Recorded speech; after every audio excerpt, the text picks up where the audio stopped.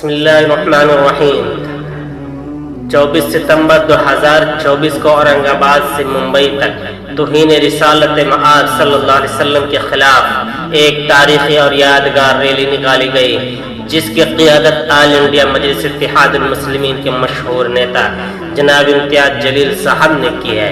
یہ ریلی ایک بے مثال احتجاجی اور تحریک ثابت ہوئی، جس میں ہزاروں عاشقان رسول صلی اللہ علیہ وسلم نے شرکت کی۔ اس اہم ریلی کا مقصد نبی اکرم صلی اللہ علیہ وسلم کی حرمت کا تحفظ اور توہین رسالت کے خلاف مسلمانوں کے غم و غصے کا پرامن اظہار تھا۔ یہ عظیم قافلہ اورنگ آباد سے نکلتے ہی ایک طوفان کا منظر پیش کرنے لگا۔ جیسے ہی امتیاز جلیل صاحب کی قیادت میں ہزاروں گاڑیاں اور پیدل چلنے والے لوگ اس کارواں میں شامل ہوتے گئے، سڑکیں لوگوں سے بھر گئیں۔ ان کے ہاتھوں میں بینر اور ترنگے جھنڈے اور لا الہ الا اللہ کی صدا گونج رہی تھی، اور ناموس رسالت پر جان بھی قربان کے فلک شگاف نگارے فضا میں گونج رہے تھے، جو نبی اکرم صلی اللہ علیہ وسلم کے ناموس رسالت کے حفاظت کے عزم کا اظہار تھا۔ اس ریلی کی سب سے بڑی حیرت انگیز بات یہ تھی کہ یہ قافلے نے مسلسل 17 گھنٹے کا طویل سفر طے کیا، اور تب جا کر قافلہ ممبئی پہنچا۔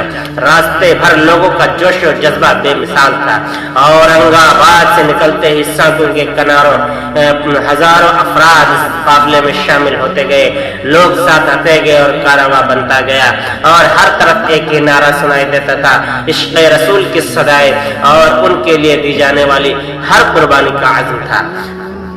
راستے میں پولیس نے کئی مقامات پر قافلے کو روکنے کی کوشش کی، لیکن یہ عاشقان رسول اپنے مقصد سے پیچھے نہیں ہٹنے والے نہیں تھے، اور جلوس کو کنٹرول کرنے کی کوشش کر رہی تھی، مگر عشق رسول کی حرارت اور جوش نے ہر رکاوٹ کو بے اثر کر دیا۔ امتیاز جلیل صاحب کی قیادت میں یہ قافلہ انتہائی صبر و تحمل کے ساتھ تمام رکاوٹیں عبور کرتا رہا۔ جب یہ قافلہ ممبئی پہنچا تو وہاں کا منظر بھی انتہائی جذباتی تھا۔ پہلے سے ہی ہزاروں عاشقان رسول صلی اللہ علیہ وسلم ممبئی میں موجود تھے، جو اس ریلی میں شامل ہونے کے لیے پیدل اور گاڑیوں کے ذریعے پہنچ چکے تھے۔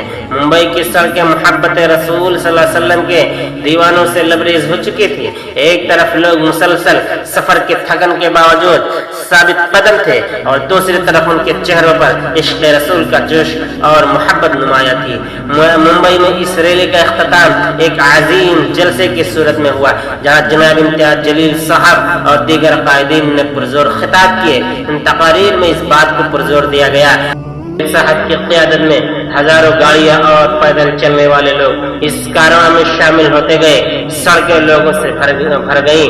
ان کے ہاتھوں میں بینر اور ترنگے جھنڈے اور لا الہ الا اللہ کی صدا گونج رہی تھی، اور ناموس رسالت پر جان بھی قربان کے فلک شگاف نگارے فضا میں گونج رہے تھے، جو نبی اکرم صلی اللہ علیہ وسلم کے ناموس رسالت کے حفاظت کے عزم کا اظہار تھا۔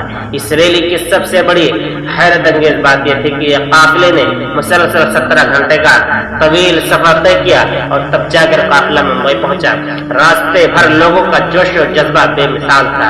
اورنگ آباد سے نکلتے ہی سڑکوں کے کناروں ہزاروں افراد اس قافلے میں شامل ہوتے گئے، لوگ ساتھ آتے گئے اور کارواں بنتا گیا، اور ہر طرف ایک ہی نعرہ سنائی دیتا تھا، عشق رسول کی صدائے اور ان کے لیے دی جانے والی ہر قربانی کا عزم تھا۔